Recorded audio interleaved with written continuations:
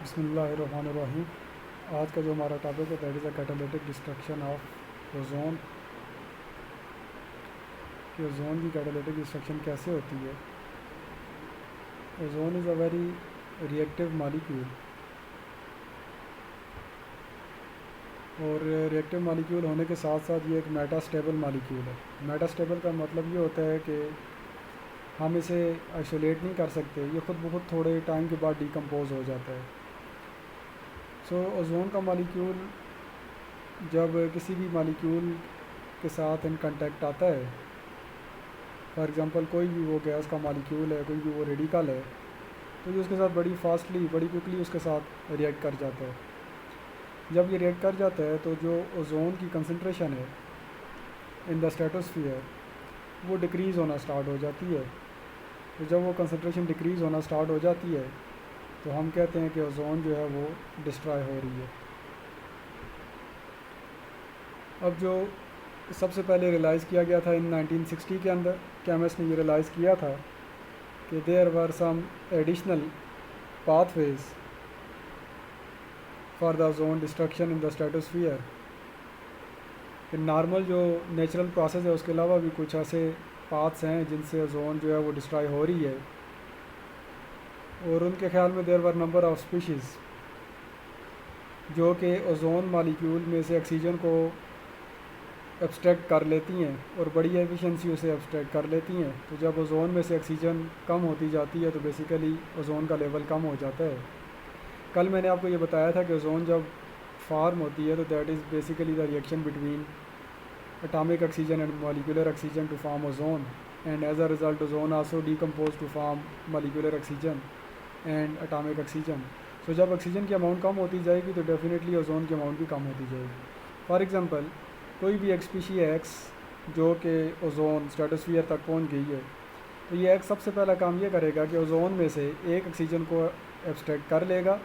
जैसे ही कि एक ऑक्सीजन यहाँ से रिलीज़ होगा तो हमारे पास उस एटम का ऑक्साइड बन जाएगा, साथ में ऑक्सीजन मॉलिक्यूल बन जाएगा। ये उस एटम का जो ऑक्साइड है ये मज़ीद एटॉमिक ऑक्सीजन जो कि स्ट्रेटोस्फियर के अंदर मौजूद है उनके साथ रिएक्ट करके दोबारा O2 बना देगा और साथ में वो मॉलिक्यूल दोबारा से रीजनरेट हो जाएगा।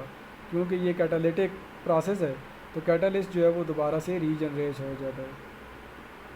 सो एज अ रिज़ल्ट ओवरऑल अगर हम रिएक्शन देखें, इन दोनों रिएक्शन को कंबाइन करें तो एक्स एक्स से कैंसिल हो जाएगा, एक्स ओ से कैंसिल हो जाएगा।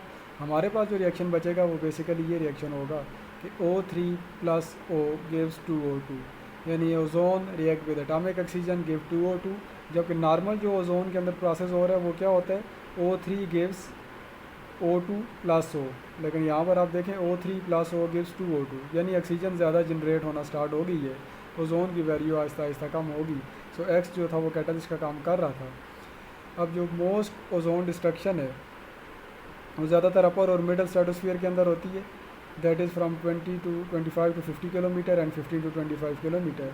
ये इस वजह से होती है कि यहाँ पर जो concentration of the atomic oxygen है वो बहुत ज़्यादा लो हो जाती है।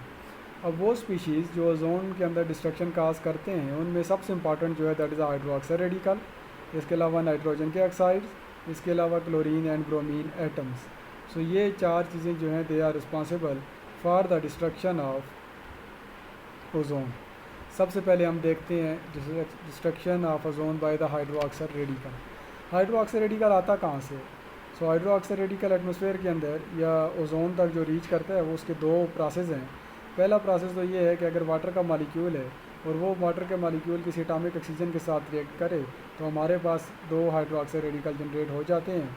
और यही फिर हाइड्रोक्साइड रेडिकल अभी हम देखेंगे कि आगे जा कर के कैसे रिएक्शन करके ओजोन को डिकम्पोज कर देते हैं। एक तो ये पाथवे हो गया।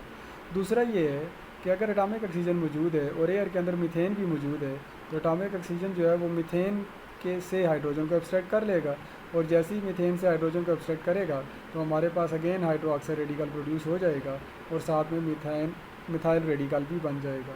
अब ये जब हाइड्रोक्साइड रेडिकल हमारे पास प्रोड्यूस हो जाते हैं तो ये आगे ओजोन की डिस्ट्रक्शन करते हैं। ये एक मेथड था, यानी by the abstraction of hydrogen either by water और मीथेन। दूसरा जो मेथड है वो ये है कि वाटर का मॉलिक्यूल ही आयनाइज हो जाए, ब्रेक डाउन हो जाए in the presence of energy और लाइट। तो वाटर का मालिक्यूल जब ब्रेक डाउन होगा तो हमारे पास हाइड्रोजन का रेडिकल आ जाएगा प्लस हाइड्रोक्सल रेडिकल आ जाएगा।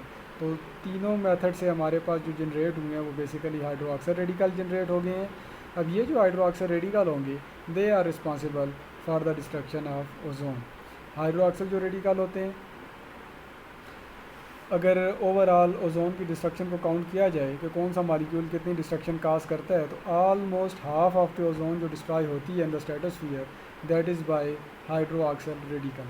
कैसे होती है? कोई भी हाइड्रोक्सल रेडिकल जो है वो ओजोन के साथ जब रिएक्ट करता है तो इसमें से एक हाइड्रोजन एक्सट्रैक्ट करेगा, हमारे पास OOH रेडिकल बन जाएगा। इसे कहा जाता है पर हाइड्रोक्सी रेडिकल।